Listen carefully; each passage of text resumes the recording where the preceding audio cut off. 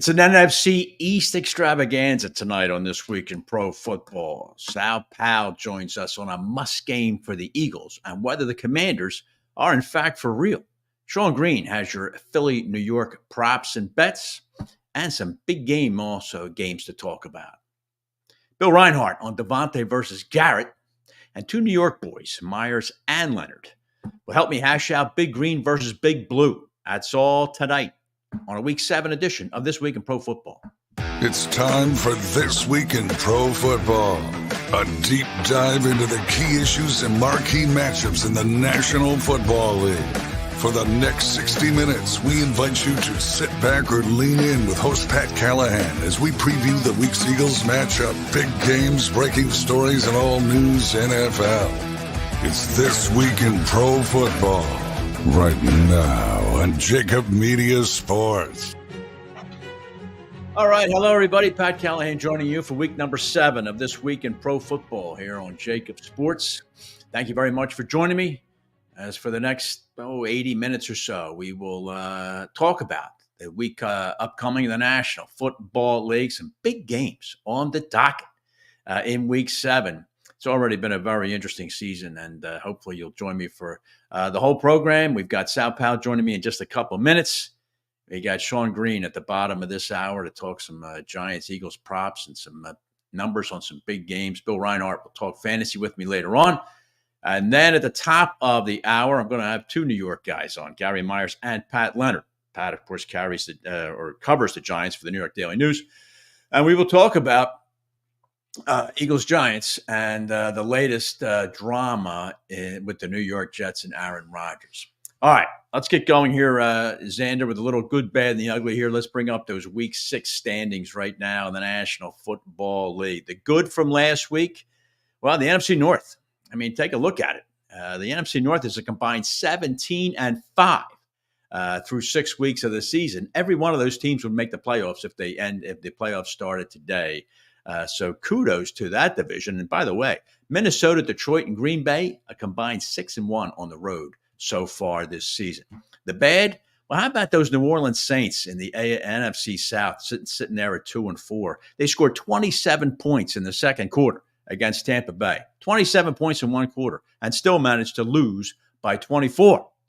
So the NFC South, just like its brother AFC South, as usual, bringing up the rear of the National Football League. That looks like a 2-team race between Atlanta and Tampa Bay all the way to the end there. The Raiders give up 32 points to Pittsburgh, which is not easy to do. Generally takes about a month to give up 32 points to Pittsburgh. And they also lose Devontae Adams, a bad week for the Las Vegas Raiders. And, Greg Zuerlein, his best days are behind him. He misses 38 and 43-yard field goals to help the Jets lose a big game to Buffalo Monday night. The ugly, well, you can take a look at the AFC South, like I was just talking about. Jacksonville sitting there at 1-5. How about New England 1-5? And that's the matchup Sunday in London as the NFL continues to shove that down our throats. 2 1-5 teams, so make sure you set your alarm clocks for 9 a.m. on Sunday morning. How about them Cowboys? You talk about ugly, ladies and gentlemen. The Dallas Cowboys sit at 3-3 right now. They're 0-3 at home after a disastrous game against the Detroit Lions. The Lions ran up 492 yards on Dallas. They forced 5 turnovers, 4 sacks, and scored 9 times. The Lions. So 9 times when the Lions had the ball, they scored. That was an utter disaster for the Cowboys, who really have some serious soul searching to do heading into their bye week. So not a good day at all for the Dallas Cowboys, certainly. All right, Z, bring up that Week 7 schedule now as we look at it. As I mentioned to you, some very good games on the docket this weekend. You can see Thursday night game is not that great. Denver against New Orleans, both teams coming off bad losses. Seattle-Atlanta is an underrated game. That's a good game. Seattle lost 3 in a row now. They got to get back on the stick, but Atlanta is not a bad team. Houston is at Green Bay. That is a marquee 1 o'clock game there. The Packers now 4-2, but Houston equally good. Houston is an anonymous team playing in the AFC South. but they're a sneaky good team, certainly. Detroit, Minnesota, another marquee 1 o'clock game. I said the Lions are very powerful. It's funny. There's still questions about the Vikings at 5-0. The Vikings are very slim favored here, only 1.5 points against the Lions at home. That is a huge NFC North game right there. Kansas City travels to San Francisco. The Chiefs have beaten the 49ers the last 4 times they have played, including a Super Bowl. You just can never bet against the Chiefs. Just can't do it. Not with Patty Mahomes back there. And the Monday night, one of the 2 Monday night games, Baltimore is at Tampa Bay. That, too, a very good game. The Ravens have won 4 straight. Tampa coming off a 51-point performance against the New Orleans Saints and Baker Mayfield. Boy, oh boy, is he happy to be out of Cleveland. All right, that's the Week 7 schedule for this week. Like I said, a lot of good games to talk about there, and there's no one better on this planet to talk about them than the gentleman we're going to bring on right now. That would be the host of the NFL Matchup Show and the author of How Football Explains America, and one of ESPN's lead radio commentators. So as you get him up here, that would be, of course, the great Sal Paolantonio. Sal, how you doing? You got a star-studded cast. You got 2 guys, Pat Leonard and Gary Myers from New York. I know. Sean Green. This is some Week 7 on This Week in Pro Football. I know. But see, I'm going to watch all 80 minutes, Pat. All 80 minutes. I appreciate it, Sal. Tell about 150,000 friends, too, to do it, please. But I appreciate you coming on, of course, and spending this time with me. We got a ton of things, Sal, to go through. Let me ask you to look back just for a minute now. Do a little last week in pro football, if you will. I said it last week that the game against the Browns was a get-well game for the Eagles. Well, was it? No, not totally. I mean, getting a win, getting 5 sacks, Jalen Hurts not turning the football over.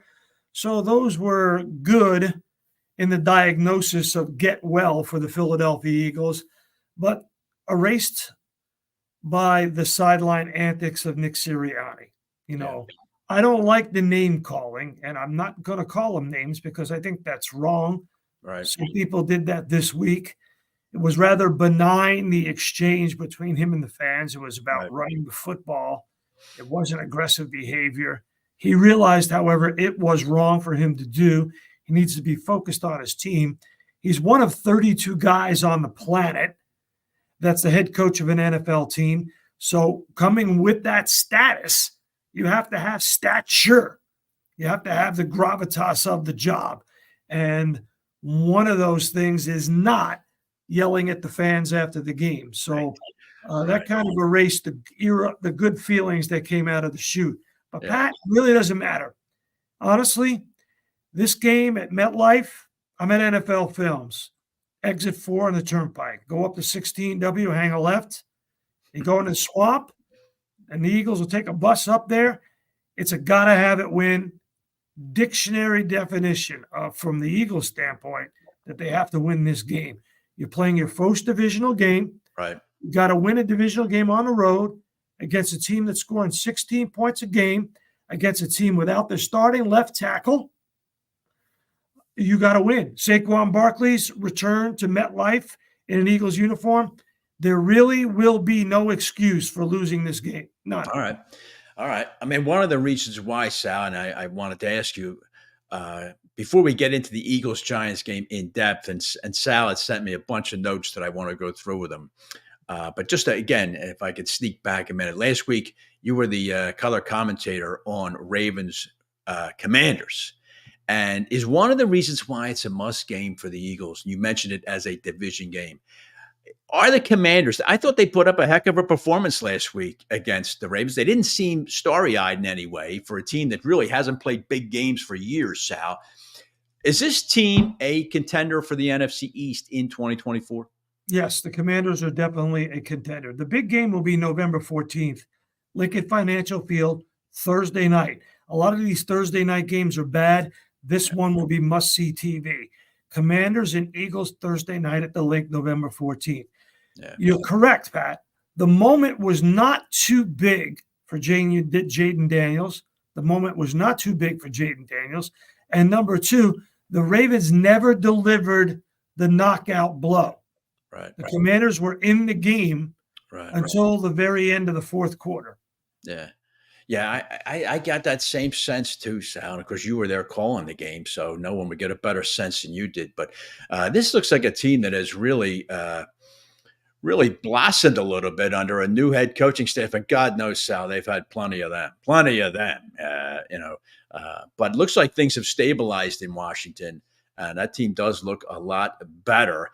Certainly better than you could say. And let's hold this now. Maybe we'll take a break now, Xander. And when I bring Sal back, I want to talk about another team in the NFC East, and we're going to talk about Eagles Giants. Plenty to do with Sal Paolantonio here on the Week 7 edition of This Week in Pro Football, presented by Kennedy Ford. Welcome back. We've got another exciting play underway at KennedyAuto.com. That's right. At KennedyAuto.com, you can browse their entire inventory from home. The customer is scrolling hundreds of Ford, Mazda, and Subaru vehicles right at his fingertips. He made his selection and got a bottom line price set directly to his email. He could go all the way. And the deal is good, all without leaving his couch. Incredible. KennedyAuto.com. Enjoy your ride. Discover the essence of true community banking with First Bank, your trusted partner across Eastern Pennsylvania and New Jersey.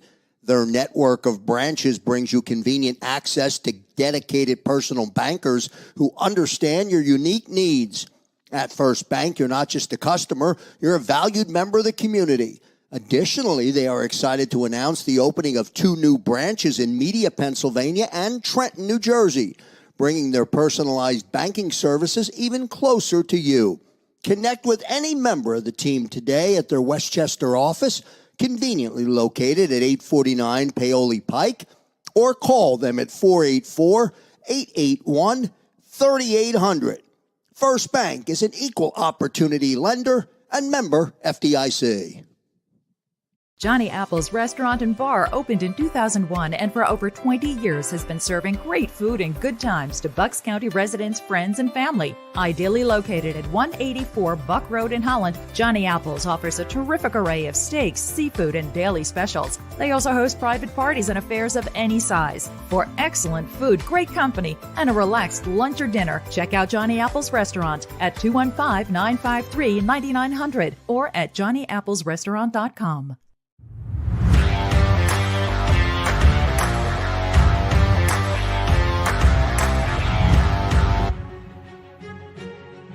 Welcome back to This Week of Pro Football here on JAKIB Sports. Pat Callahan joining you along with the great Sal Paolantonio on the NFL Matchup Show on ESPN and one of their lead radio commentators. Sal, in the notes you were kind enough to send me, you made reference to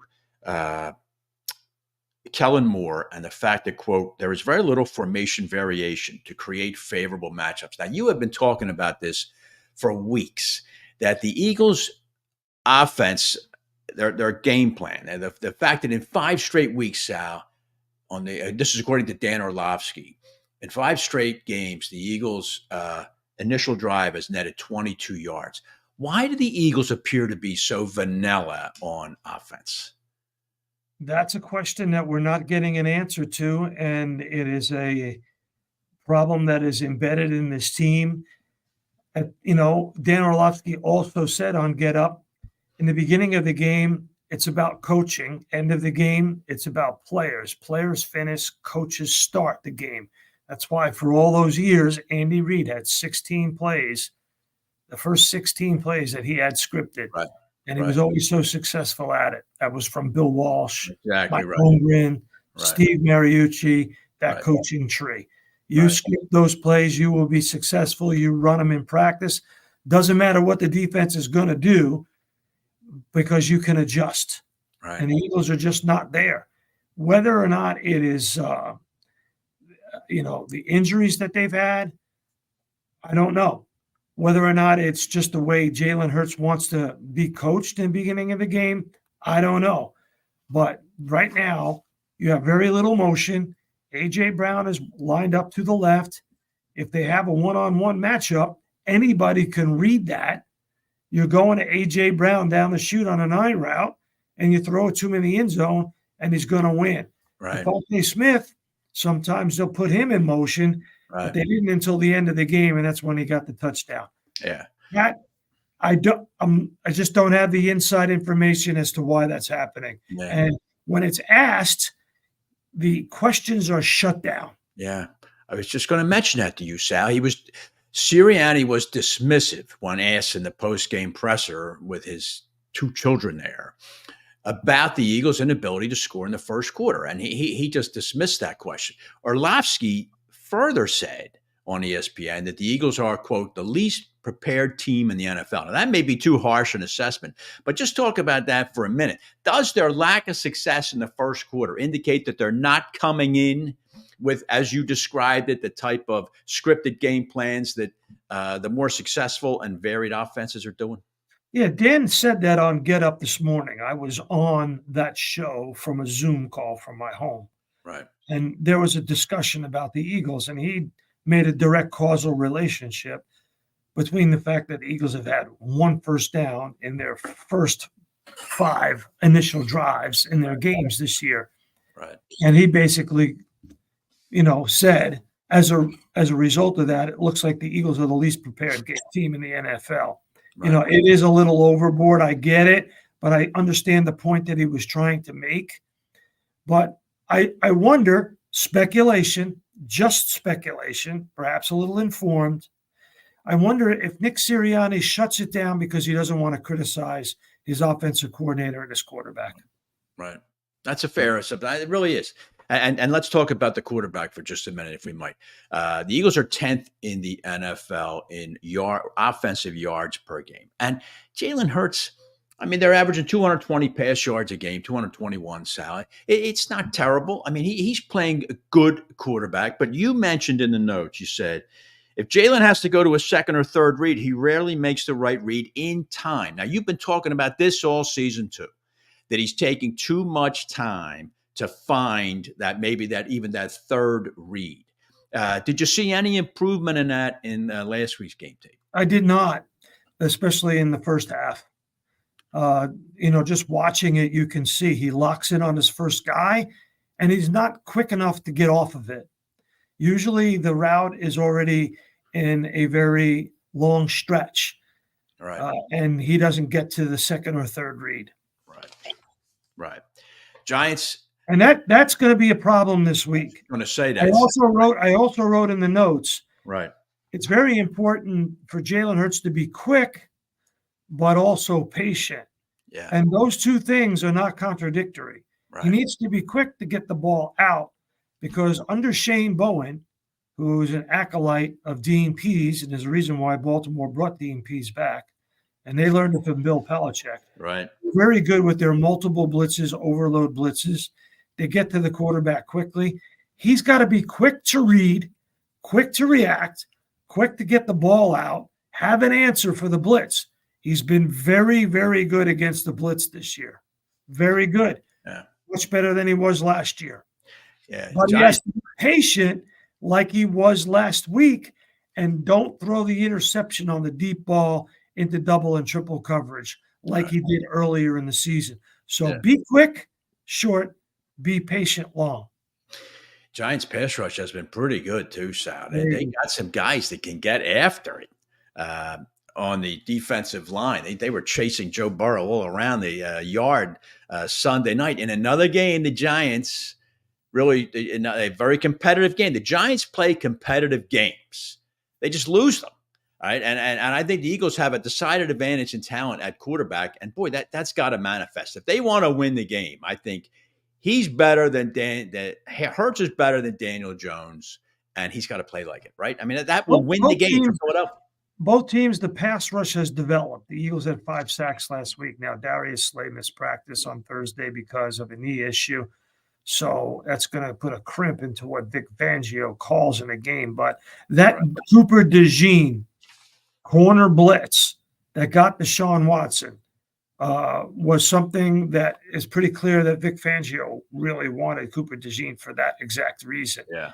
If you're not getting home with 4, Pat, you got to rush 5. Yeah. And, the Giants have been doing that. The Eagles did it last week. So to me, it's not really about the quarterbacks. It's about whether the Eagles can get the Jones and whether the Giants can get the Hurts I got to give you some numbers, and I don't want to steal Sean Green's thunder here, but the Eagles are 1-7 against the spread in their last 8 games as favorites, 0-5 against the spread in their last 5 games as road favorites, 0-5 against the spread. Yeah. 5 games, last 5 games as road favorites, and they failed to cover 3 straight as favorites. So this team, they're living on the edge, Pat. Yes, Sal, that's true. They are living on the edge, and a lot of it's in the first quarter. Their performance, I can only tell you, is moribund in the first quarter. I was late turning that game on last week, 3-0 in the first quarter. They just seem to take the whole quarter almost off. Now, it shouldn't hurt them. The Giants, as you mentioned, the Giants only scoring, 16 points a game. They're not an offensive threat. No, but you can't take away one quarter and win the game in 3 quarters every time. So that's why they're living on the edge. Yeah. If you're only really producing effectively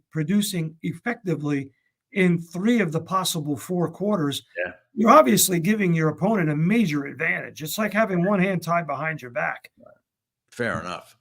All right, Sal, let's look around the league here. Talk about you don't have to be a prognosticator or analyst to figure that out. I know that. I know. But let's look around. We don't have to look far around the NFL. I'm going to keep you in the Eastern time zone here. Let's just stay in the NFC East, Sal. I'd love to get your take on just the way Detroit boat raced Dallas last week. And let me start with this, because you've seen, there's nothing you haven't seen in the NFL. Is Dan Campbell an outlier in that he obviously had that game circled as a result of last year, if you remember that late regular season game when the Lions lost in Dallas over an officiating call? I mean, he was out and out taunting, I thought, Dallas this week, playing offensive lineman at wide receiver. Is he an outlier as far as coaches go in the NFL, the way he does that? It was great. It was great theater. I loved it. It was fun to watch.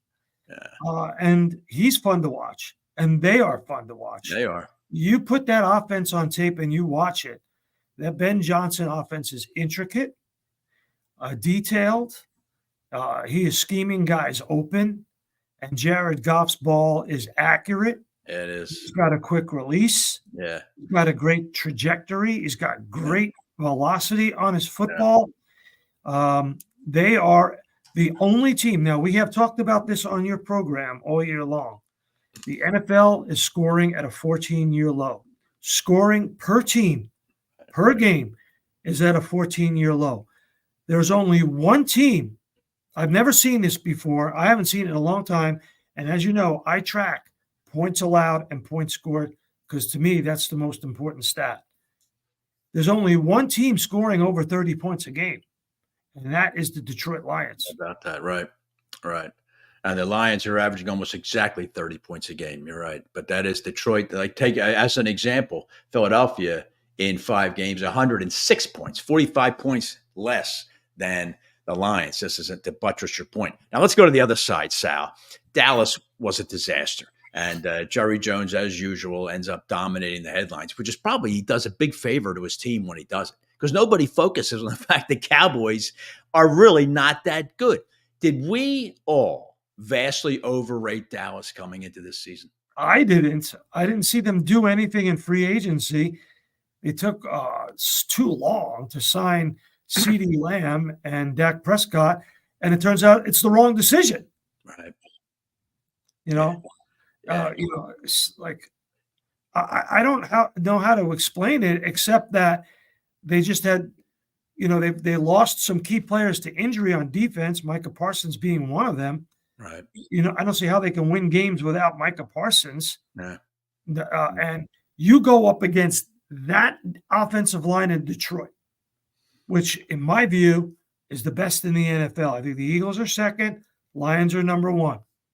And you don't have Micah Parsons, you're going to get boat raced, dump trucked, run over, rolled over, steamrolled, whatever you want to talk about it.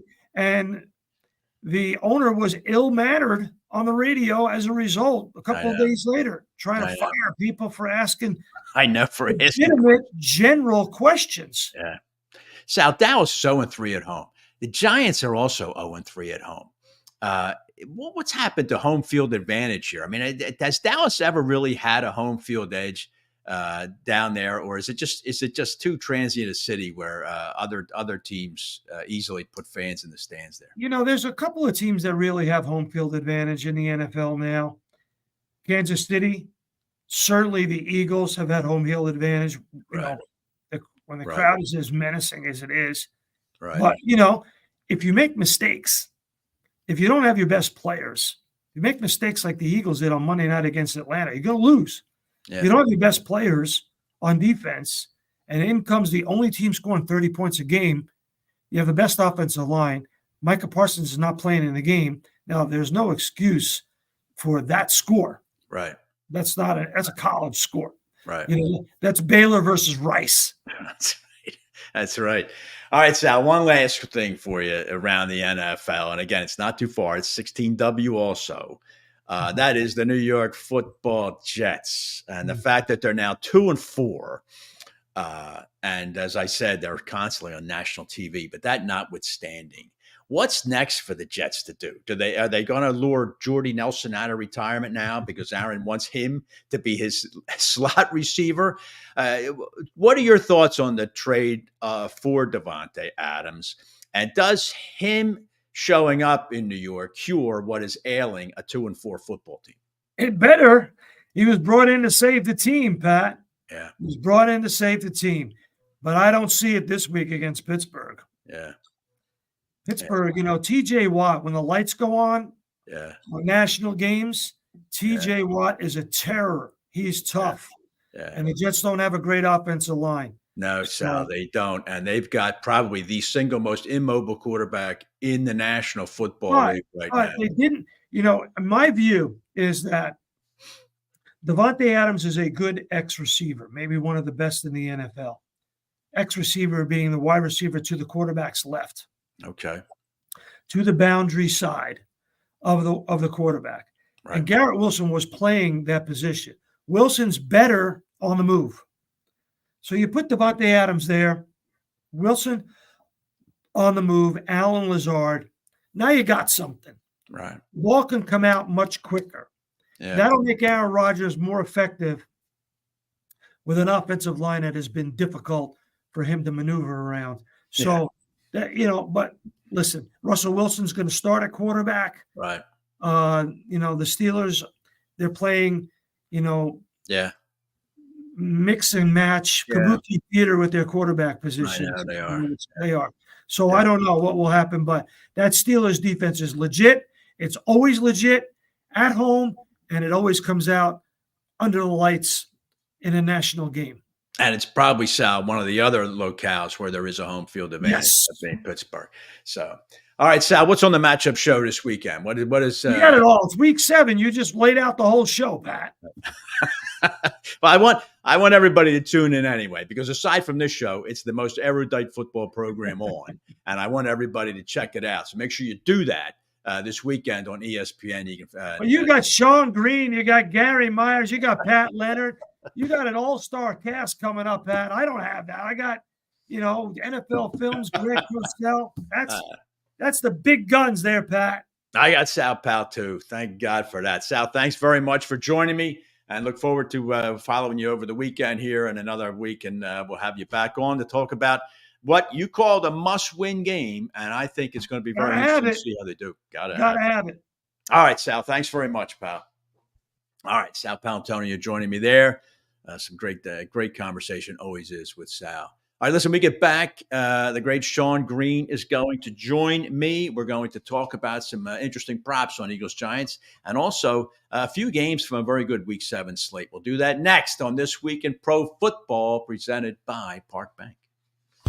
Welcome to Park Bank, a return to better banking. With 7 locations across Philadelphia and South Jersey, we prioritize your financial well-being with a blend of modern amenities and traditional customer service. Our professional team is dedicated to providing tailored banking solutions, whether you are opening your first account, planning for retirement, or expanding your business. Our services include a wide range of personal and business banking options with competitive deposit rates and products. We are committed to to making your banking experience seamless and efficient with the latest technology at your fingertips and the personalized support you deserve. Park Bank, your community. For more information, go to parkbank.com. That's Park, P-A-R-K-E,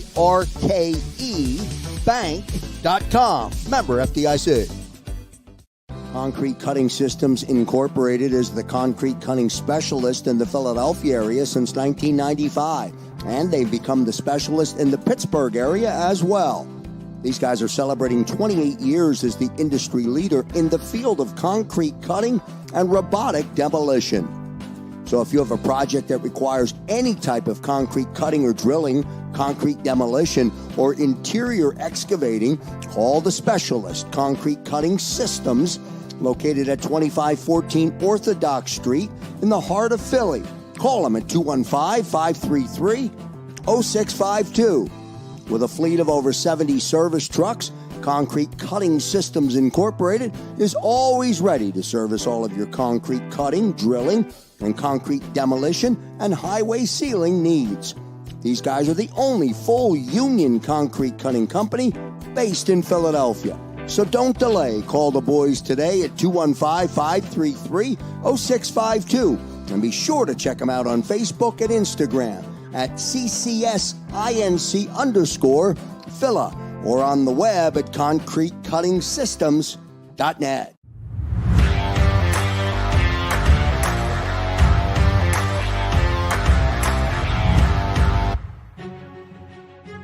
All right, ladies and gentlemen, welcome back to This Week in Pro Football, Week 7, the National Football League here on JAKIB Sports. By the way, give me a follow, please, on X at TWIPF Pat. And you can follow this SOB on X at Sean, at Sean T. Green. Don't forget the middle initial. And that's the great Sean Green from the Sports Gambling Podcast. Sean, how you doing? Doing great. What's happening, Pat? Always good to talk ball here on a Thursday. All right. I want everybody to check out the Sports Gambling Podcast because in their NFL picks screen, there's 8 guys making picks. 7 of the 8 are way over 500 for the season. So you really want to check these guys out. And it's Justin Mark. I assume he just bought a house in the Cayman Islands somewhere. He is absolutely 57-27 on the season. That's an amazing record. Yeah, he's really doing it. You're not doing too bad yourself, and I want to check. I want to make good use of that in the next few minutes, Sean, if I might. But please check out the Sports Gambling Podcast on the web. Did you really put money on Joe Burrow to score the first touchdown in Sunday night's game? Yeah, 100%. Cashed it 30-1. Now, again, when I play these first touchdown bets, I'm not putting a ton.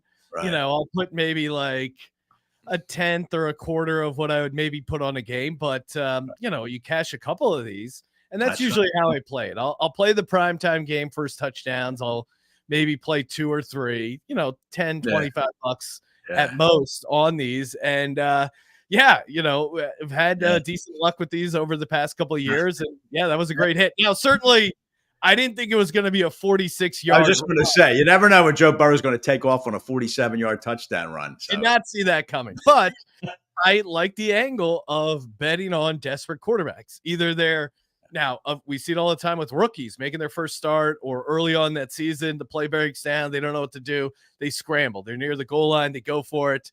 Or obviously the QB sneak. And Joe Burrow is a guy that's had a couple rushing touchdowns per season. Their backs were against the wall on Sunday Night Football. I like the idea that if they got close, he was going to scramble. Did not see it being a 47-yarder. It doesn't matter, does it? Doesn't matter. Yeah. All right. Before we get to the Giants, and I do want to talk to you about the Giants. They were the opponent of Cincinnati last week, and it was the same old sorry-ass Giants as far as I'm concerned. Sean, we'll get to that. Give me some – after 6 weeks of this, give me some trends that you have noticed from your perch there in Vegas that's happened over the last 6 weeks. I don't know. Is it underdogs? Is it the under and the under over?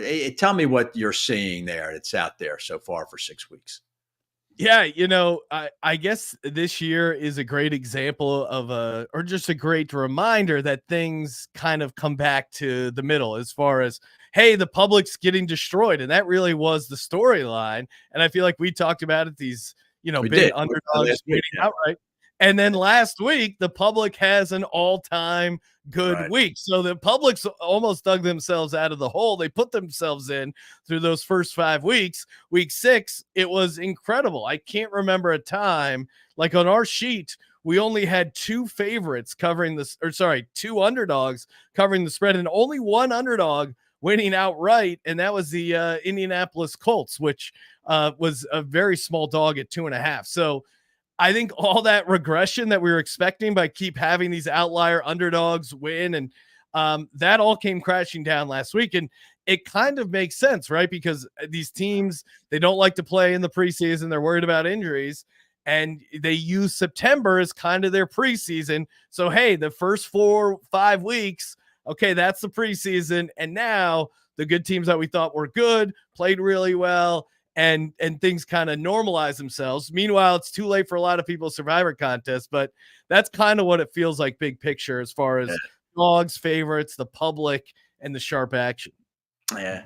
And some, it'd be interesting to see what happens this weekend, Sean. Some big games this weekend. And of course, we've talked about this, that bettors tend to gravitate towards, for instance, Houston, Green Bay. I imagine that the majority money is going to be on the Packers at home. And I think a lot of it's because of the laundry, like I talked about last week. People love that Green Bay uniform. They're going to pick the Packers, right? Or Kansas City going to San Francisco. That'll be interesting. But I'll bet you most of the better money is on the Chefs to win out in San Francisco. But let me circle you back to Eagles Giants, which is the big game here in Philadelphia, and one that Sal Paolantonio just got done saying is a must game for Philadelphia. Now, the number appears to be vacillating between 3.5. Before we get to the props, just give me your thoughts on that number, and as if I need to ask whose side you're coming down. Yeah, I like the Eagles, and I would say, stepping away and being as impartial as I can, I think that not enough people are talking about. A lot of it's the Saquon Barkley revenge game, Nick Sirianni's haircut. What did the fans say to him and that? But we're missing the biggest news story for me is the injury situation. Obviously, the Eagles with no Jordan Mailata, that's pretty big. But even bigger on the other side is the New York Giants, Andrew Thomas being out. They really have no outside depth at left tackle, especially, and they really struggled. Like when Dan Jones got hurt last season, it was because they didn't have Andrew Thomas in there to protect him. And the pulse that you saw at times from the Giants offense was because of guys like Andrew Thomas giving Daniel Jones a little bit of time to throw, decent run blocker as well. Losing him is a massive loss for the New York Giants. So I think that's the matchup no one's talking about, and I think that's a matchup that's going to make a difference in this game. You think it well? But what about though when the Eagles have the ball, Sean? I was just talking with Sal about it for probably 10 minutes. Their inability to generate any substantive offense in the first quarter of these games. I don't think it's going to bite him this week because the Giants, I think, are terrible. But sooner or later, if they don't get this figured out, as Sal said, you can't win games playing 3 out of 4 quarters, right? No. And Lane Johnson suggested maybe going up tempo, no huddle in the first quarter and get things going. I wouldn't be surprised if we see some up tempo, no huddle stuff from the Philadelphia Eagles to kind of balance out their slow starts. Look for no huddle in the first quarter and look for a heavy dose of Saquon Barkley early. So that would be my prediction as far as what they're going to do to counter it. All right, give me some props, Sean Green, that you like for Eagles Giants. I was curious about. I mentioned the Eagles are averaging 221 passing yards a game, which, let's face it, today's NFL, that's not really a lot, but it's 10th in the league, which tells you how passing is down in the NFL this year. But Jalen passing yards, Saquon rushing yards, what type of prop do you like? Give me a couple for Sunday. As much as it pains me to compliment my co-host, who is a Giants fan, Ryan Kramer, he did point out that the Giants have been actually doing a good job on a number one receiver and doing whatever they can, whether it's Jamar Chase, CeeDee Lamb, of trying to lock him down, doubling him up and not letting them beat you, which for me is a good sign for Devonta Smith. I actually really like Devonta Smith over 57.5 receiving yards because I think A.J. Brown and maybe even Saquon are going to get a lot of attention. I think it's going to create some good opportunities for Devonta Smith going up against, whoever they end up putting on him. Right. I think is going to be a good opportunity. So I would take the over Devonta Smith receiving yards, not necessarily the catches. He's great run after the catch, as we saw last week. So I think this is a good Devonta game. All right. Anything else strike you, Sean? No, certainly not on the Giants side of the ball. I don't know. I have no idea what the props are for the Giants, but I imagine they're a hell of a lot more pedestrian than Philadelphia. But yeah, I mean, Malik Neighbors, they're just going to throw him the ball a ton. Yes, they're just going to throw it to him 25 times. That's the Giants' offense now, is to try and find number one and throw the ball to him. But I think the Giants stink. The Eagles. Yes. To your point, and to Sal's, as far as it being a must win, if they blow this game, certainly they're going to be in trouble there. I do think Grant Calcaterra is also an interesting play there. Right. With Dallas Goedert out, he had a nice game, 4 catches, 67 yards. Wouldn't be surprised if he sees the end zone. If you like rolling the dice here a little bit, Grant Calcaterra to score touchdowns 4-1 if you're looking for a little bit of a long shot. All right. Talking with Sean Green here from the Sports Gambling Podcast. Sean, 3 games I wanted to get your opinion on here before I lose you. And that would be, let me start with this one, Detroit, Minnesota. It should be a really good game, I think. I mean, I think the Lions are certainly better than the Vikings, who are still not getting a lot of respect, Sean, at 5-0. Detroit, a 1.5-point dog here in Minnesota. How do you like this game? Yeah, so I think getting the early bye for the Vikings, they're coming off a bye, actually hurts them because they were 5-0. They had some momentum. And I think, you don't need that week right there to slow down and kind of smell yourself. And I mean, let's take a look at the what the Vikings are doing. They're 5-0 straight up, 5-0 against the spread, and 5-0 in the first half ATS. The only other team to do that in the last 20 years is the 2007 New England Patriots. So I don't see a 2007 New England Patriots season out of Sam Darnold and the Vikings team. I just don't. Call me crazy. And he hit a little bit of a wall there overseas in England. Now Aaron Jones is banged up for them.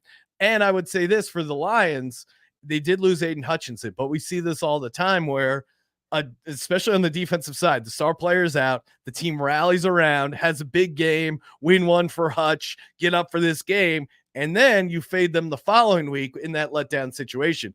I think the Lions get up for this game. I think Jared Goff continues to look really good in the dome situation. And if this game's going to be a shootout, the Lions just have way too many weapons. So I do like the Lions here as an underdog. You're right. It's almost fortunate for Detroit that coming off that shellacking of Dallas, they don't have a mundane opponent. Yeah. This is a huge divisional game. So you're right. They'll probably skip that dip in their performance. Sean, Kansas City travels to San Francisco. I mentioned earlier in the show they've beaten the 49ers 4 straight times, including a Super Bowl. I just would never bet against the Chiefs. Sean, how do you like this? The Chiefs are a 1.5-point dog. I mean, Patrick Mahomes as a dog, 11-1-1 ATS, 10-3 straight up. Andy Reid off a bye is always a good trend to lean on. And how many times have you been watching a game so far this season? You're like, of course the Chiefs are going to win. They win every game. And you're like, I know. Mahomes is having a bad year. Do you think he's going to look worse coming out of the bye? No. Andy Reid's going to have some nice stuff drawn up. And if you're looking for a prop, Xavier Worthy over receiving yards, rookies coming out of the bye with extra time to prepare, extra time to drop some plays, I think is fun. And this 49ers team, not nearly as good as they were in the Super Bowl. They've really struggled in their red zone offense, and that's a real strong point for this Chiefs team. So, all right. Patrick Mahomes, dog. That's all you need to know.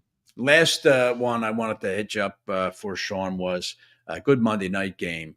And I'm not talking about the Arizona Cardinals. All right, let's clarify that. Tampa Bay hosts the Baltimore Ravens, who have won 4 straight games and are playing some serious downhill football right now.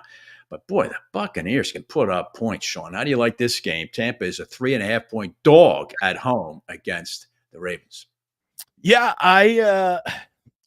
Lamar Jackson is very good against the NFC, 22-1 straight up, but he's only 11-1 ATS. I'm going with the Bucs here. I liked some of their matchups. The Ravens aren't really good against elite receivers, and the Bucs have two of them. Godwin's had a incredible season, Mike Evans, and now they've shown an ability to run the ball. And Todd Bowles versus mobile quarterbacks has been a very good matchup in favor of Todd Bowles and the Bucs defense. Now look at Jaden Daniels and how they completely shut him down week 1. At the time, everyone goes, "Oh, Jaden Daniels, maybe it's going to take him a while to figure out." Not games 2 through 6. He looked amazing. Maybe Todd Bowles has an angle on it. Jalen Hurts, who's obviously a mobile quarterback, he's always struggled against Todd Bowles defense. Yeah. I think this is a good matchup for the Bucs, and I think 3.5 is way too high, and they might even be live on the money line. But I'll take the 3.5 and maybe a sprinkle on the money line. But I'm going Bucs. I tell you, you talk about guys that have just shockingly resurrected their career. Baker Mayfield, it's just been astounding. Yeah. He would run out of Cleveland and bounced around. Imagine if the Browns had Baker Mayfield. I know. I mean, they would have all the assets that they gave away to Houston when they signed this bum. Yes. $230 million. It's crazy. Amazing, Sean. You can't escape your front office. You just can't in a league like the NFL, right? So bad owners, though, is the curse because they're so hard to get rid of. Yeah, I know. That's true. There's only one way to get rid of them. That's if another dope shows up and offers more. But that's true. All right, Sean Green, where does everybody find you this weekend so they can make sure they're up to date on what's going on in the Byzantine world of Sean Green and where to put their money?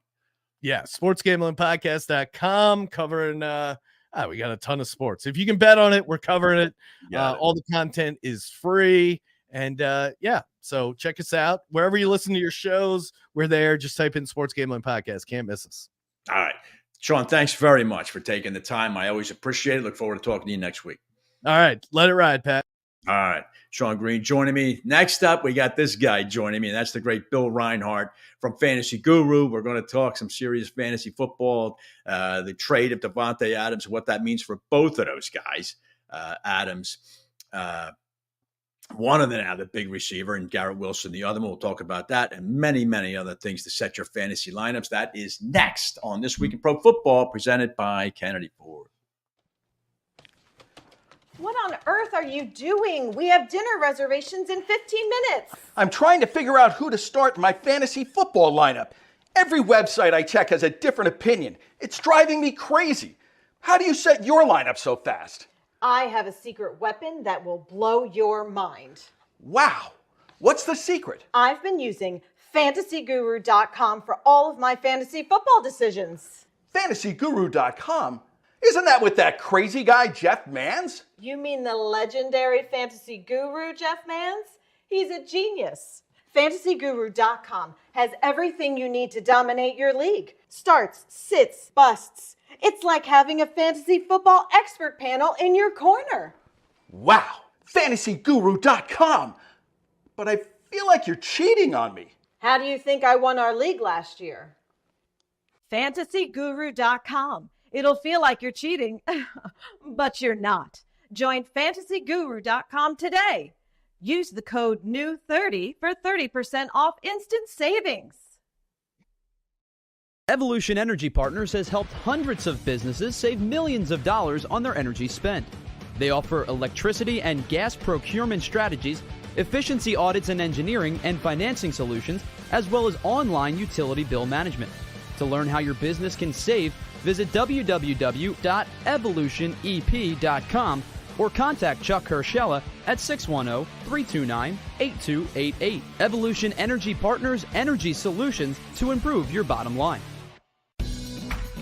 At Whistler Pearlstein LLP, we assemble the most effective team to handle all of your legal needs. There are players and pretenders, but our hustle and heart set us apart. In practice now for over 75 years, we're proud to be one of the most prominent full-service law firms in the Philadelphia region. We offer 17 different areas of practice, including business, corporate, and tax education law, real estate, zoning, and land development, municipal law, and litigation.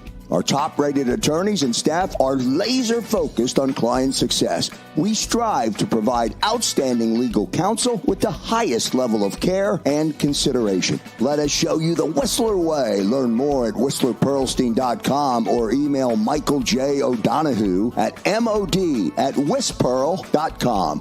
WhistlerPearlstein.com or mod@WhisPearl.com.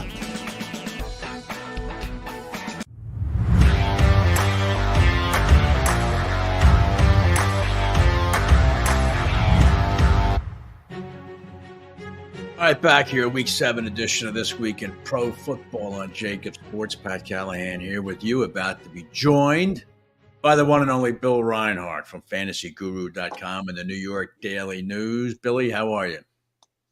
I'm well. I'm in a condominium in Myrtle Beach. I'm on a golf outing, so hopefully the Wi-Fi holds out. I don't know how you fantasy guys get all this money and you end up sitting down there. I swear to God, every week you're at a different seaside location, and it's independently wealthy. That's all. All right, well, good for you, pal. Well done. Thanks. All right, Bill, let's hit it. Okay, it's a big New York week here, I guess, for the Eagles playing the Giants, and then of course the trade. Devontae Adams to the Jets, which I think is, I don't know. I was making fun with Sal Paolantonio about I guess Jordy Nelson is next to come back out of retirement because Aaron wants him, so that means they get him. But from a fantasy perspective, Adams now and miraculously ready to go after that nagging hamstring problem kept him out of the last 3 games in Vegas. How do you rank Adams and Garrett Wilson now going into Sunday night's game in Pittsburgh? Well, first of all, you have to know we had a prayer service and we just prayed for the healing of Devontae's hamstring, and we had a miracle. So now all of a sudden he's fine. He's practicing. He rode his bike from Vegas all the way to New York, so he's in good shape. I think it helps both receivers. I mean, I think it'll just free up Wilson. He's having a good year anyway.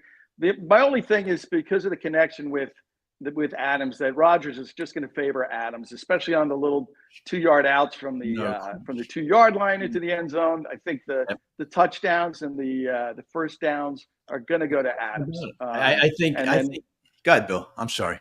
No, and then Wilson's going to get the scraps, but he might have a deeper depth of target moving forward. But I think it's amazing, Bill, how Garrett Wilson and Breece Hall were a high pick, both receiver and running back. I mean, they were top 5. And Wilson, I'm telling you, you mentioned it, around inside the 10-yard line. They'll do the perfunctory run up the middle, and then that's it. Yep. Rodgers won't allow another running play, and he's going to look for Adams. And then Wilson's like in PPR leagues, Wilson is going to drop because he was a featured guy, and now he is not going to be the featured guy. So if I'm a Garrett Wilson owner, I'm concerned about this. Absolutely, and you should be. And if the Jets had stuck to the run against Buffalo, they were tearing it up with Breece Hall, and then they move away from it and they let the immobile Rodgers throw. I mean, they deserve to lose. And they fire Salah, which depends whether you liked him or not. But the Jets are 3 missed field goals away from being 4-2. So Zendejas, if he makes those 3 kicks, Salah still has a job, and Adams is probably still in Vegas. Maybe I don't know. You mean Zerline? Zerline, sorry. Yeah, it could have. Wow, I'm showing my age. Yeah, it could. Well, it could be Zendejas in another week if Zerline misses another kick. I cut him. I cut Zerline last week. After that, the Jets might follow you. I know they might. There's one more word about the Jets, and that is Breece Hall.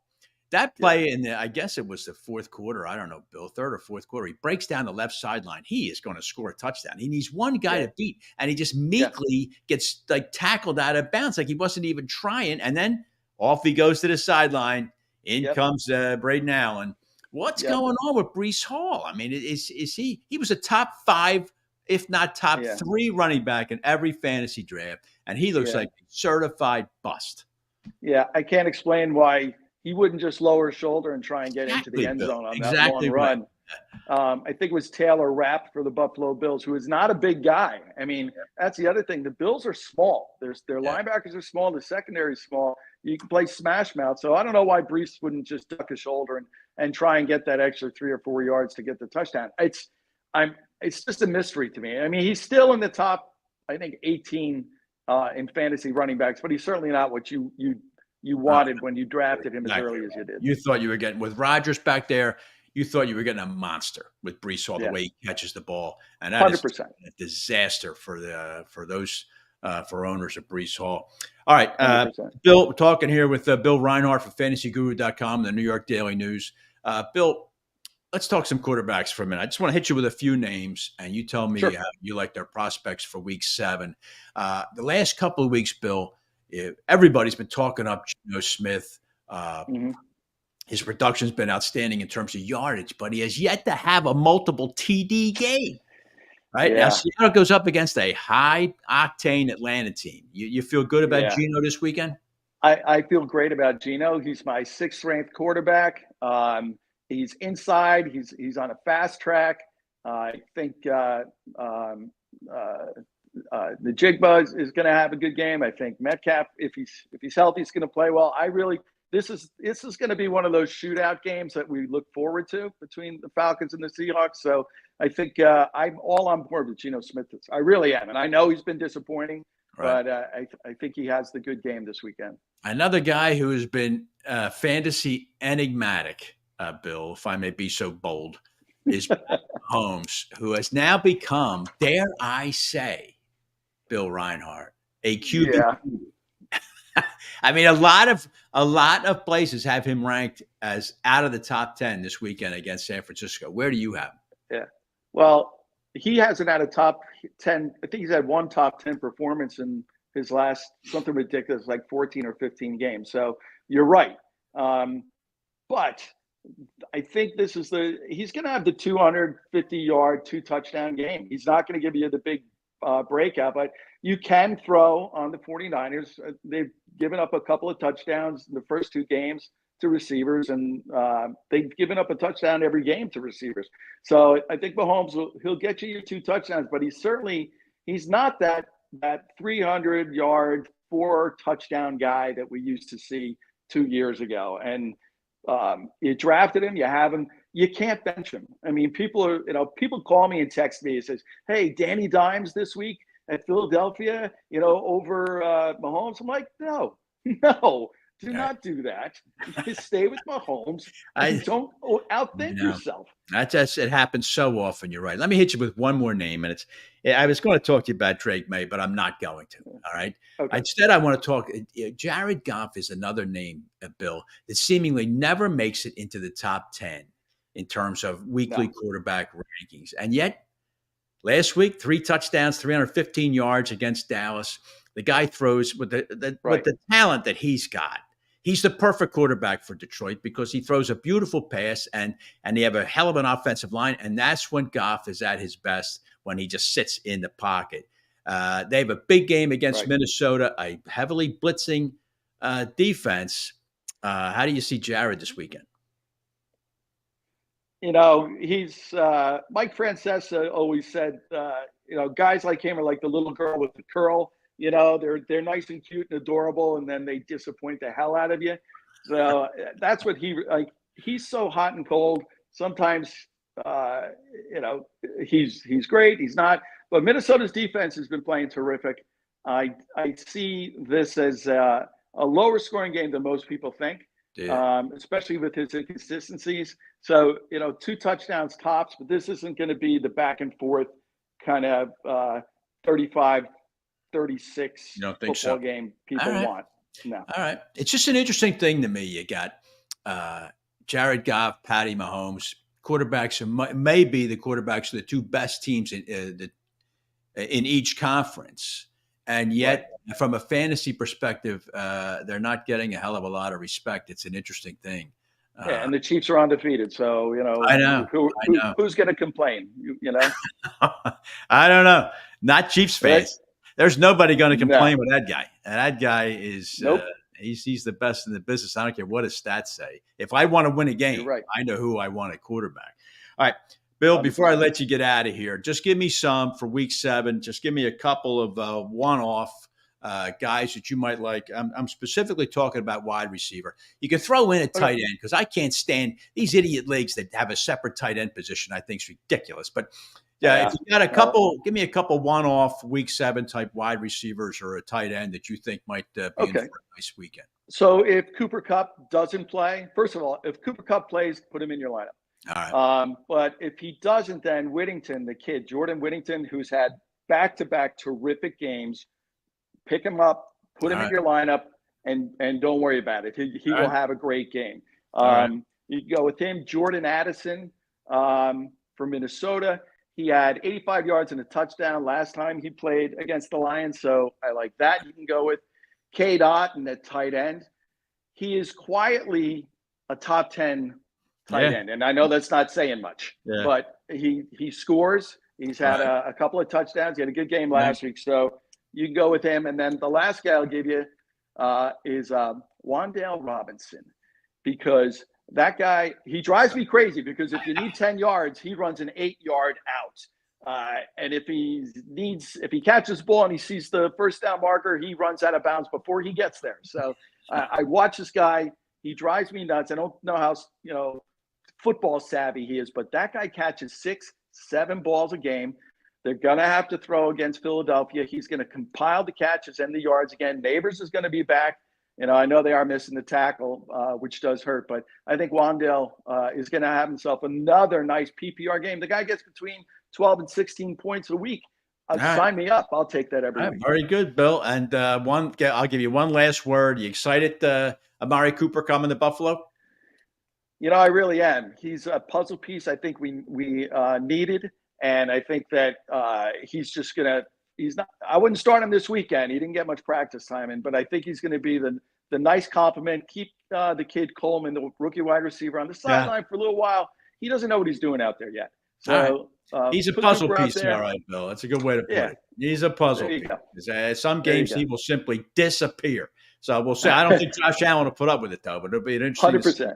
How he goes. All right, Bill, Reinhard, where does everybody find you this weekend so that they can pick your brain for the latest fantasy ups and downs? Sure. So Twitter is NFL Fantasy Bill. You can send questions to me if you like. My column in the Daily News came out today on my starts and sits. And then my fantasyguru.com column this week came out today as well. And it was about how the holdouts affect a player when they get back. And I tell you, CeeDee Lamb has not been the same. And it does affect you when you don't show up for training camp. You don't have as prosperous a year. So I did an analysis on that. I went all the way back to Steven Jackson of the Rams when he. Oh man, look at you going down memory lane. Good for you, pal. All right, Bill. Well, I brought up Zendejas. I had to end with Steven Jackson. That's okay. That's okay, man. I thought you were going to say, who knows what, Tony Fritsch or somebody like that you were going to come up with. I don't know how far back you were going. But, bring back Dempsey, the kicker. I remember him too. All right, Bill Reinhard. Thanks a lot for joining me, pal. I'll talk to you next week. All right. Thank you, Pat. Go Bills.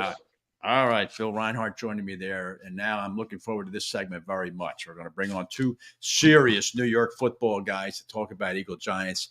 That would be Gary Myers, a longtime NFL analyst, and, of course, star of the HBO show Inside the NFL, and the great Pat Leonard, who covers the Giants for the New York Daily News. We're going to talk all things Big Green and Big Blue and a little Big D. That's next to finish off Week 7 of This Week in Pro Football. Somewhere on the blue planet lies a hidden gem, nestled in the heart of lush greenery.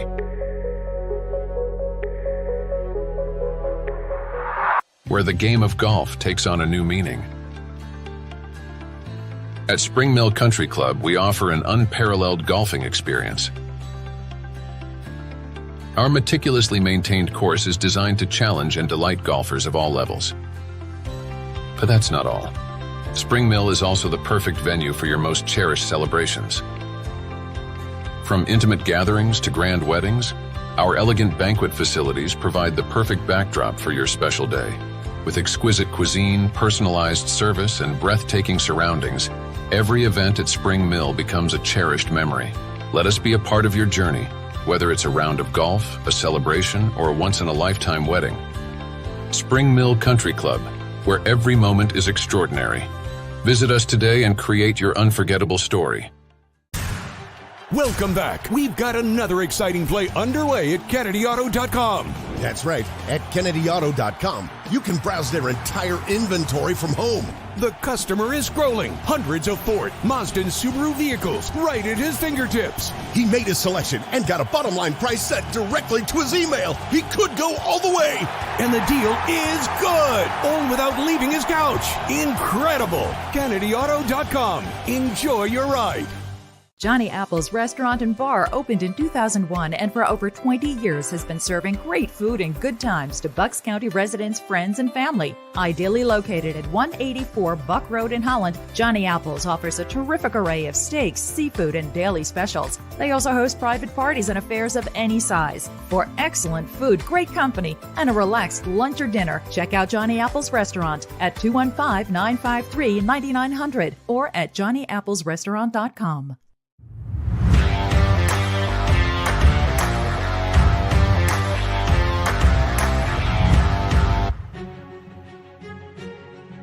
Hi, welcome back. This week in Pro Football, Week 7, the National Football League here on JAKIB Sports. And I am very pleased to be joined by these two distinguished gridiron gentlemen. That would be Gary Myers, the longtime NFL analyst, prolific author of the bestseller, Once a Giant. And of course, he was on Inside the NFL when it was actually a good show. And also joined by Pat Leonard, host of the Talking Ball podcast and the beat writer of the Giants for the New York Daily News. Gentlemen, good. How you doing? Pat, how you doing tonight? All right, Gary. Thank you. Pat Leonard, everything all right there in Big Blue territory? Well, for me, yes. For Big Blue, no. We'll see what happens on Sunday, Pat. Great being here. All right. It's great to have you both here joining me for this little conversation. By those of you who worry that Gary is sitting in a closet somewhere, he's not. He's getting ready to go into Citi Field to watch the Mets get blasted by the Los Angeles Dodgers, hopefully in Game 4. But we're going to talk football here, gentlemen. Oh, you're such a typical Philadelphia guy, Pat. Hey, look. The Phillies were. Look, that season was a failure, an out and out failure is what that season was. I don't sugarcoat it at all. For the Phillies, Mets, they're playing with house money, Gary, as far as I'm concerned. But anyway, let's talk some football here, guys. Let me start with this, and Gary, I'll start with you. And that is an opinion from a learned gentleman to your south is that the Giants are just not going to go anywhere with Daniel Jones at quarterback. I don't care how many Malik Neighbors they line up at wide receiver. The Giants are not going to win close games with Daniel Jones. Am I right or not, Gary? Yeah, I think that's pretty accurate because, other than that one playoff game against Minnesota a couple of years ago, what has he really shown to prove that he would be a guy that can take the Giants deep into the playoffs? And I think the problem he had from day one still exists today. Despite the fact that he went to Duke and is a really bright guy, I don't think he sees the field well. I don't think he processes fast enough. And that's despite the fact that he throws it well. He's accurate enough. He's a good athlete, as we've seen. He can run the ball. But he just doesn't put the whole package together. And I think a lot of it has to do with he drops back there. And I'm not going to say he freezes, but he just doesn't see it well enough. And you can't win in the NFL with a quarterback who doesn't process it well. All right. Pat Leonard, any different? Pat, I don't totally disagree with that. I do think the conversation right now has shifted to the fact that the Giants are a quarterback away. So get Daniel out, bring in a better quarterback and everything will be fine. I don't agree with that part either, though. I think Daniel has shortcomings, and Gary knows this as well as anyone. The Mara and Tisch families, they remember when Eli Manning was struggling early in his career, and everybody was saying, enough of this, enough of the interceptions, and whatever. Tom Coughlin, let's fire him every 6 games. Let's fire him every season. And then they win 2 Super Bowls. And so in the Giants ownership's view, they see the good games like Daniel a couple of weeks ago against Seattle, and they remember the Eli Manning trajectory. They remember weathering the storm and getting to the other side. So the problem with Daniel Jones, Pat, is he shows you enough to keep believing into the next week. Then you have a 7-point dud against the Cincinnati Bengals. But my view is more that the Giants are not a complete team, and that Daniel's a part of that. All right. That's a fair point too. And let's talk about that, man. That the Giants, last year, the Giants were 4-4 at home. This year, 0-3 at home. What happened to the home field advantage that was once a big part of the Parcells type New York Giants identity? Pat Leonard, what do you say? Well, I think the fans are, to your first point, they're tired of Daniel Jones. They want to see him out of here. And I think they're taking a cue from watching on Hard Knocks that their front office and head coach were trying to replace him in the draft months ago. So I think they're tired of that. They're tired of the losing. And also, Pat, there's something about the pressure that the team is feeling. Frankly, I think this comes from Dable on down. It's a tenseness about them when they walk in there, and Daniel Jones shows it too in his play.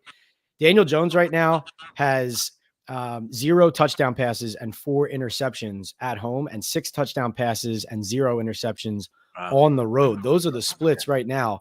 There's definitely something mental and emotional. But Pat, in the week 1 loss to the Vikings in the second quarter, Gary actually told me about this. He was hearing fans beneath me in the stands chanting for Tommy DeVito in the second quarter of the first game of the season. So that should tell you right there. But that's a very interesting splits you just talked about there. Gary, do you see it that the home field advantage lost for the New York Giants because of the intense pressure that's in that stadium right now? Yeah, I think you can say it for both teams, Pat. The Jets have had a hard time at MetLife Stadium also. Pat, was the Giants scored 1 touchdown in, was it 3 home games now? Yes, 1 total.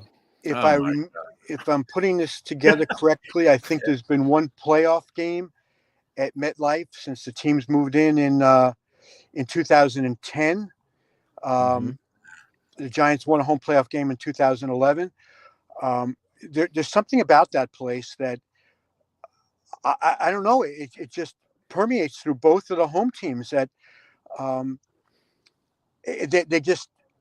they fail to meet expectations at home in games that you'd think they would win or at least be competitive. Things just tend to happen there. I don't know if it's just that it's a dreary place for the money they spent. Yeah, you don't get what you pay for. You get what you pay for, but not in this case because they spend $1.8 billion. It's just. It has not been a good home field advantage for either team since they moved from the stadium across the street. All right. Pat Leonard, you were going to say? Oh, Mekhi Becton actually came out in a story today from Philadelphia, the former Jet, and he said, I don't want to play in that crappy stadium. I hate that place. There's nothing to it.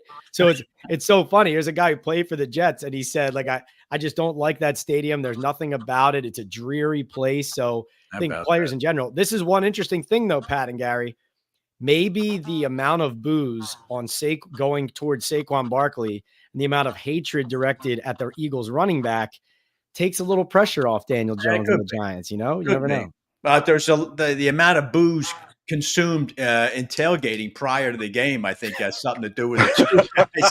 Because when the Giants, are you saying a lot of Philadelphia fans are going to make their way to the parking lot? Well, yeah, the answer to that, Gary, is yes. And that Gary Myers and Pat Leonard, I never understood. I never understood how New York fans come down to what the hellhole that could be Lincoln Financial, and how Philadelphia fans go up to New York and they got each other's jerseys on. I never understood that dynamic, but people do it all the time. I agree. Just stay at home, watch it on your couch. And if you're going to go, do the Rob Lowe thing with the black hat with the NFL logo. Don't wear your Brian Dawkins jersey at MetLife Stadium. Don't go down with your stray hand to Lincoln. I don't know. You're asking for trouble. Talking with Pat Leonard from the New York Daily News and Gary Myers, the author of Once a Giant, about the Eagles and Giants this weekend. Guys, Nick Sirianni gets into a dust-up with fans as they're winning a game at home against Cleveland. And I tell you, oftentimes to me, Nick Sirianni looks like he should be in a doo-wop band standing outside a flaming trash can in South Philadelphia, but as opposed to being a head coach. Tell me, what is the perception in New York of the Eagles head coach, Pat Leonard? Well, I don't think that that Giants fans look at Nick Sirianni and they think, oh, we're at a disadvantage in this game because Nick Sirianni's the head coach, right? I don't think they think of it that way. I think when they're intimidated by the Eagles, it's more of their talent than anything. As far as his demeanor, they look at him as a loose cannon and a guy who can't control his emotions. But the funny thing is, that's what Brian Daboll was last year. So you kind of have the two coaches that have the same problem last season in 2023 when both their teams' seasons went off the rails. The difference this year is Daboll has tried, even though it's been up and down, to kind of like keep it bottled up and not finger point and kind of be a little bit more stoic. And because he's calling the plays in the play sheet, instead of screaming about mistakes, he just looks straight down at the play sheet, kind of stays in it. Sirianni, though, especially with that incident, yelling at the fan that he has to apologize for, he's kind of, and with the shaved head too. I think from New York's point of view, it's kind of like, hey, this team and this coach look a little off kilter. This is an opportunity for us. Yeah. Gary Myers, your thoughts on Nick Sirianni? I mean, let's keep in mind, the guy's 40-22 as an NFL head coach. Now, that are not bad numbers, and yet the perception of him just doesn't match the reality at all, Gary. Yeah, I think New York fans start to dislike him with all those faces he used to make at the camera. That seemed to me fairly unprofessional and unbecoming of an NFL head coach. As far as him getting into it with the fans last week, listen, the cardinal rule for every player and every coach, oops, there goes my light. Hold on a second. Is you absolutely cannot win a fight with the fans. There we go. Right. You can't pick a fight with the fans. It's 70,000 against one. Yeah. And for the head coach to be setting that example for his team, to say, okay, we might not, if we don't like what we're hearing from the fans, it's okay to bark at them. Then, if the rest of the team has if they're following Sirianni in that regard, he's leading them down the wrong road. And as tough as Philadelphia fans can be, you don't want to do anything else that's going to put you on their bad side. And especially a guy like Sirianni, who seems to be teetering on the brink of losing his job every time they lose a game. So I know you think he'd be in his best behavior and try to win the fans over. I know, and I think it's an interesting dynamic that the Eagles have to go through. As successful a team as they are. Gary, you're back again, Gary. You should have. But anyway. Gary's doing the anonymous interview. I know he is. Right? Oh my God! The shadow in the chair. Must be Dodger fans walking by the car. I know. I got the doors locked. Sal Paolantonio said earlier in the show this was a must game for the Eagles. It's their first division game, and the Eagles are still looking for that statement game. They certainly didn't do it last week against Cleveland, although they got the win. But the Giants, with the resurgence of the Commanders as a team that even Sal said will compete for that NFC East championship this year, the Giants have to view this as a must game to stay relevant. Gary Myers, is that how you see it? Yeah, I mean, the Giants have lost some games already that they should have won. They should have won in Washington. They easily could have beat Dallas.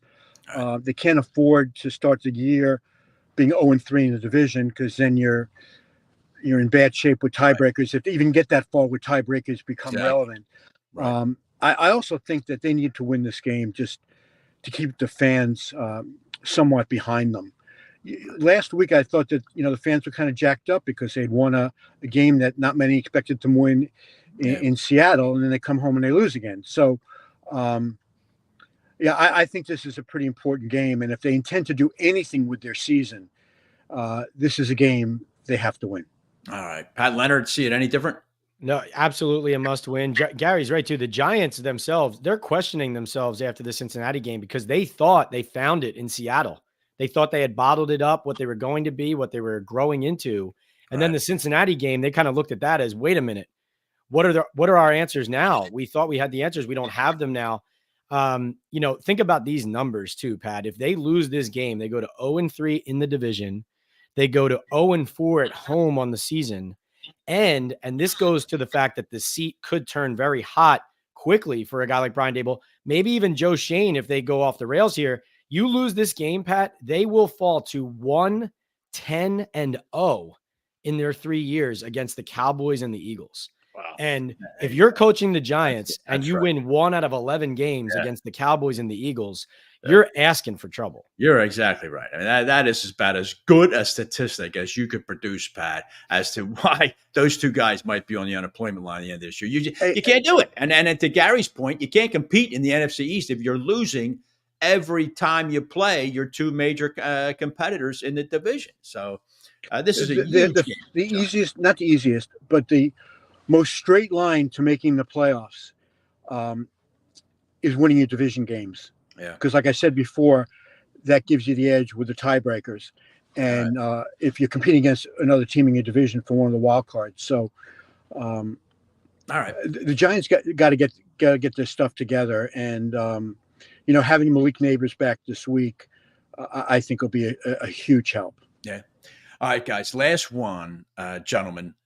For you two, talking with Pat Leonard and Gary Myers here. And let's look elsewhere in the NFC East, and that is to Dallas. Now, Gary Myers, you're very familiar with the Cowboys, having written a book about them. And Pat Leonard, you cover the NFC East extensively. So you both know the Cowboys, but the incessant drama. They get boat raced by the Detroit Lions, and I think embarrassed. I mean, the Lions were out to embarrass them in the fourth quarter of that game.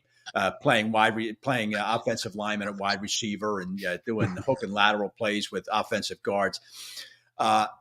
What is your guys' take on the Cowboys right now? Were they just overrated on opening day? And is there any chance you think they're going to get this ship righted in time to compete? Pat Leonard? I think that they are complete frauds after that game. I'm ashamed that I watched them gut out that win in Pittsburgh. And it was the first time in a long time I was able to say, man, the Cowboys didn't play great, but they kind of clawed their way through it. Because usually these Cowboys teams, they're front runners. They're not tough, right? They don't win the close back and forth games. They just go ahead early and they stay ahead. Yeah. And after that, watching that performance at home against the Detroit Lions, I don't know why we would have expected any different after they basically didn't make any of the additions to their roster that they were supposed to, Pat, right? Yeah. No running back. Derrick Henry, you could have easily gone and got. He wanted to play there. You don't get him. Some of their great pieces of the past have kind of filtered out, moved on, and they haven't replenished their roster. The defense isn't anywhere close to as good. Even when Parsons was on the field, they were playing hero ball. They're too small. Yep. I would say this, Pat. I thought despite all that, I didn't believe the Eagles were a very good team coming off last year. I thought the Commanders would be better, but still be learning. And I thought the Giants would be in last. I still thought Dallas, just based on their high-end talent, was going to win the division. I no longer believe that. All right. Gary Myers, you know Jerry Jones well. And again, like we were just talking about with the Giants, the Cowboys 0-3 at home. So Gary, give me your thoughts on what is going through Jones's head right now. We all know about the episode with the radio show, but it looks like the Cowboys, the roof's about to blow off Jerry World down there. What are your thoughts on Dallas right now, Gary?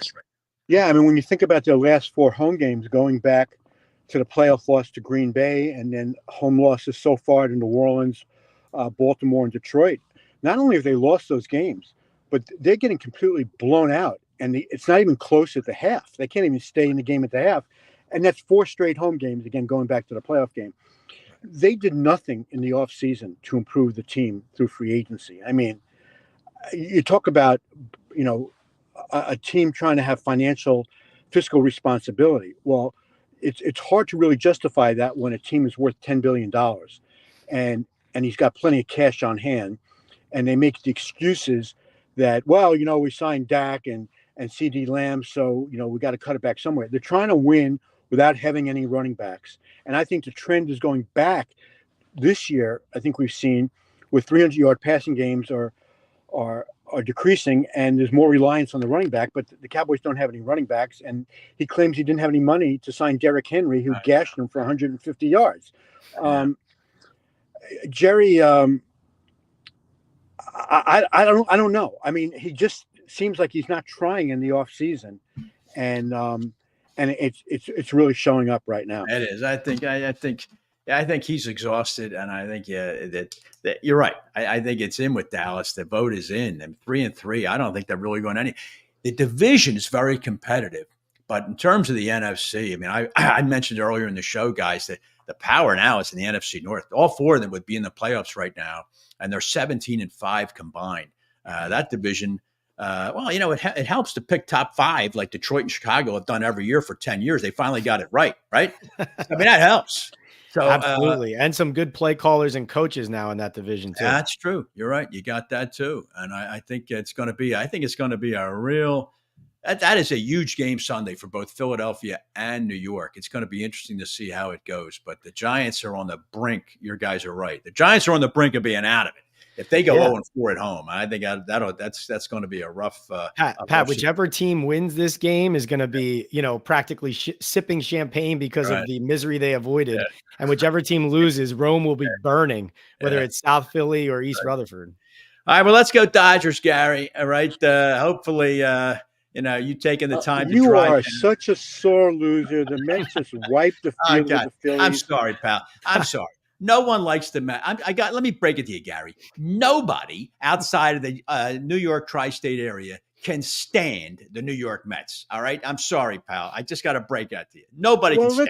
Let's just look at the last few months. No, I don't want to look at any. The Sixers, the Mets eliminating the Phillies, Pete Alonso, the Giants. I can't say the Giants going to beat the Eagles Sunday because the Giants aren't very good. And we haven't even talked about the return of the prodigal son, Saquon Barkley. I know. I think Saquon's going to have a good game. I think he's still a heck of a running back. I understand what the Giants. I know the Giants were up against it there, but still, I think Saquon. He could be a huge factor in saving the Eagles season by the time it's done. And we haven't even talked about also how Pat Leonard on Sunday before kickoff will be covering the homecoming parade for Saquon Barkley down Patterson Plank Road into the parking lot. The discussion right now among the Giant media, when we stand outside the locker room, we watch the guys come in their outfits, wondering whether Saquon will give an acknowledgement to the former Beats who covered him here in New York for years, or if he will be all business and straight ahead sunglasses, right? Interesting. How great would it be if he comes in wearing his Giants jersey? No, yeah, that's I'd say it's a good chance. That's a good half prop Giants, half good, Eagles. Yeah, good prop bet to make there, Gary. All right. All right, listen, guys, I want to thank you very much. Gary, thank you too for taking the time out there. Sorry for the technical difficulties. What I hope is not an electric car. But I do appreciate you taking and making that effort there. And Pat Leonard, always great to have you on. Look forward to talking to you again at least when the Giants come here. But I'll make up any excuse to get you back here. Follow Pat Leonard, the Talking Ball podcast. Of course, Gary Myers, Once a Giant. Make sure you check that out. Gentlemen, thank you both very much. Thank you so much. Thanks. Take care. Good night, guys. All right. That was, I hope you enjoyed that good football talk there. About the NFC East, which is an interesting division this year. Not loaded with great teams, but I think it's going to be a dogfight all the way. All right, listen, that'll do it for Week 7 this week in pro football. As I said, some good games on this week. Philly, New York at 1 o'clock. You got Kansas City, San Francisco is the late game Sunday. Sunday night, the Jets again in Pittsburgh, but I think that'll be a competitive game. And then 2 games Monday night, but the big one is Baltimore at Tampa Bay. So enjoy all of that. Thank you very much to Xander Krause for producing. Thanks to all my guests who joined me tonight. Thank you for watching. And we'll be back to talk about Week 8 next week on This Week in Pro Football, presented by Kennedy Ford. Bye.